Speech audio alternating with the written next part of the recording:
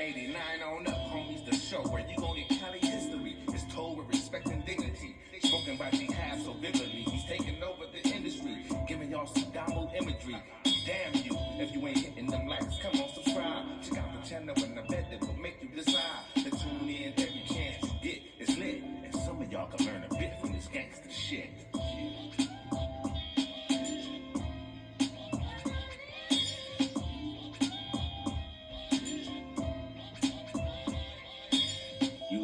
YouTube, what it do, loved ones? You know the motto, if you can, after the story, go over there, hit us with a like, which is a thumbs up, and that'll let us know we kicking our stuff.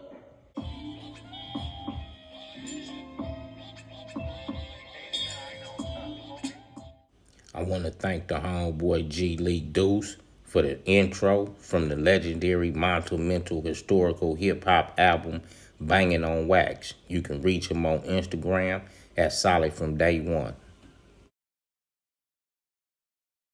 YouTube, what's up, loved ones? Welcome to 89 on up. We on the edge with BJ APB, and he finna send us on a good one. So stay tuned and let's get entertained. BJ, the floor is yours, loved one. Go ahead. All right, thank you, bro. It's good to be back with y'all too, and peace and blessings to everybody. Thank y'all for tuning in. And today I wanted to tell y'all a story that was close to my heart, because I told y'all how it felt to take somebody's woman from them.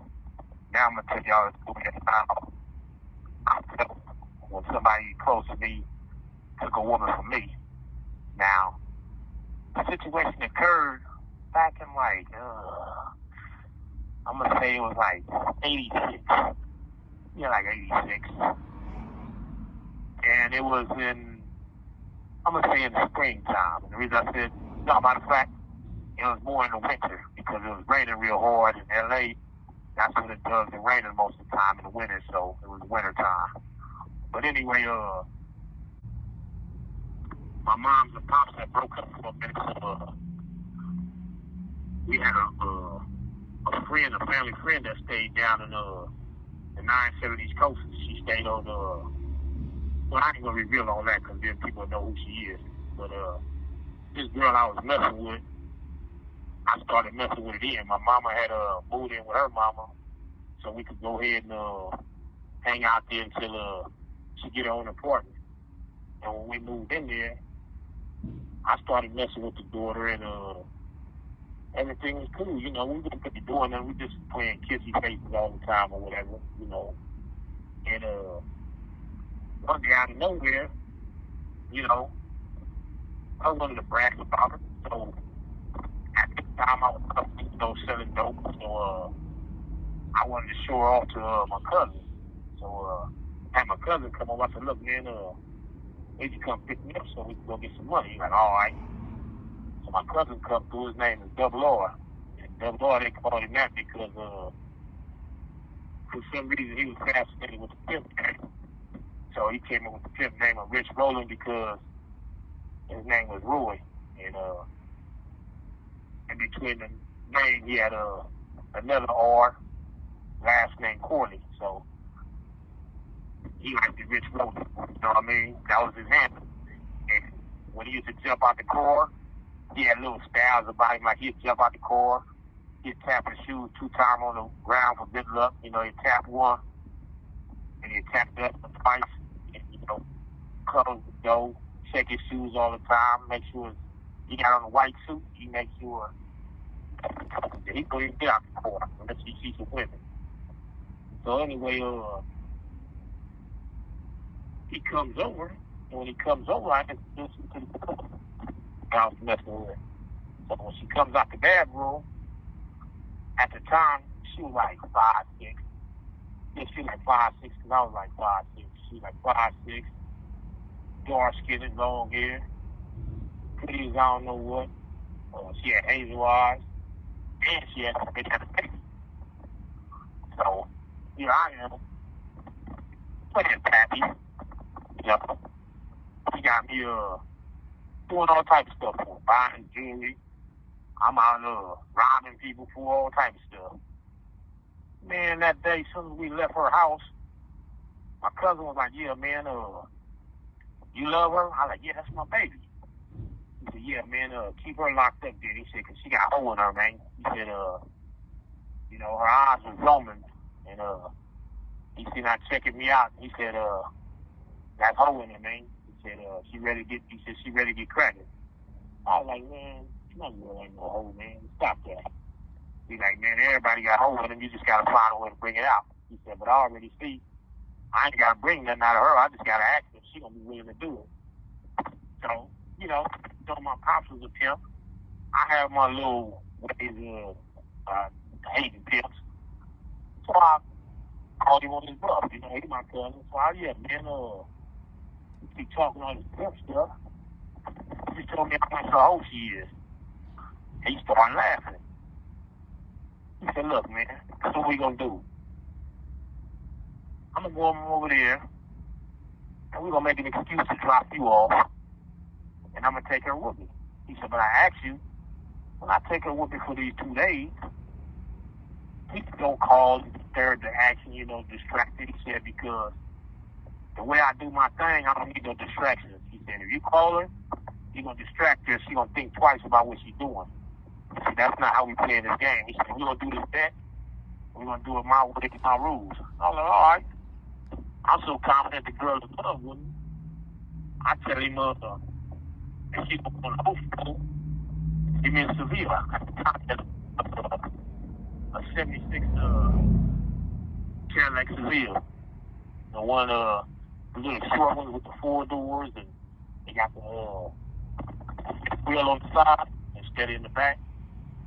And, man, so I bet. Man, about 2 or 3 days later, he come get me and come get her. And at the time, Double R was staying in Inglewood. He was staying on Prairie and Arbor Rider. Yep, he was staying on Prairie and Arbor Rider right at the light. I remember it being a 7-Eleven on one side, and his house was right across the street from the 7-Eleven on the other side, and Hollywood Park is across the street. So, yeah, that's what I'm at. And, he sitting up there drinking and smoking, and he said, it's time, man. He said, it's time to put the pimping to work, man. He said, I feel it tonight. He said, I'm going to have to drop you off so I get this pimping going, man. So I tell him, you know, I'm thinking he's going to be a gorilla. I'm like, man, don't be beating on my woman and I'm not going to kill her. So I ain't going to put my hands on her. He said, my back is that strong. Yeah, all right. I'm laughing with him. I'm crowning him like, man, don't nobody be eating all that old cheesy sucker stuff up that you be spitting. Man, I laughed at this man the whole day. I'm talking about, and you can't, no. I'm just really thinking I'm that fly. Man, he left, and he went to drop me off, and Pulling went to drop me off. He said he forgot something and told her to ride back with him and to go pick it up so he can bring it back to me. Do you know that girl bit, man? I'm talking about, I'm thinking she gonna be like, nah, my man can ride with you. I'm gonna stay in the house. She said, okay. She said, I'll go get it for you, baby. They pull off. So when they pull off, I was strike one right there. But when you're naive to this game, you don't really see what's going on. So I'm thinking, you know, I'm that man. Man, a day go by, so I didn't hear from her. And I'm staying with her. You know, she's not staying with me. I'm staying with her. So she ain't even checked in with her mama. Another day go past. So now I'm looking up and I'm like, damn. I know where the girl at. 72 hours later, I look up. Here it is, Double R called me. So when he called me, he said, man, I'm finished with that project, man. Come on through. Yeah, I catch the taxi to Inglewood, go over his house. When I get there, we get to talk. Next thing I see it coming down Prairie. He said, it's girl down, man. He said, I wanted you to be here. I'm ready getting crap and doing her stuff. Do you know she act like she didn't see me? I'm talking about she walked past me and went down to the cemetery and busted you and came back the way. So finally, I got tired of the charade. I said, hey, baby. Oh, I can't even see you. I was like, what's happening, man? What you doing out here? She said, nothing. I went in for a kiss. Oh, man, that was the most embarrassing thing of my life. I went in for a kiss. She said, what are you doing, boy?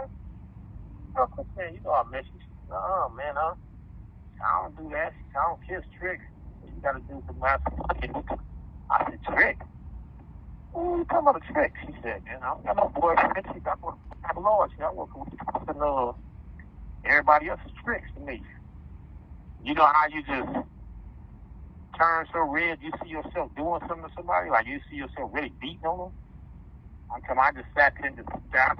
She told me that, and then she told me straight up, you know, I ain't got no money. I can't do nothing with it. You know what I mean? And I told her, I said, well, what about your mom? I think you're going to go home and explain that to your mom and them. She's like, I ain't got to explain that to my mama. She's like, man, I'm doing something out here. Now, I'm looking at my relative. He's smiling. I want to do something to him, but, you know, I had to respect his temper, man. And I don't know what to say, but I'm going to tell you this. I got to the house that night. He ended up giving me the car, and he told me, you know, I keep it a couple of days just to, you know, get a feel of what it feel like. And, you know, I sat out there in the car half that night crying and not running out my nose. I'm playing the Nita Baker rapping back to back. I'm just in there, boo. And all of it is,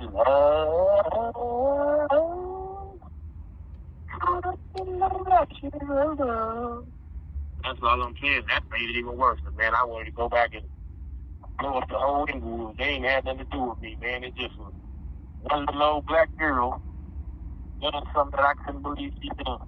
And from that point on, I learned to respect the dude that called himself a pimp, man.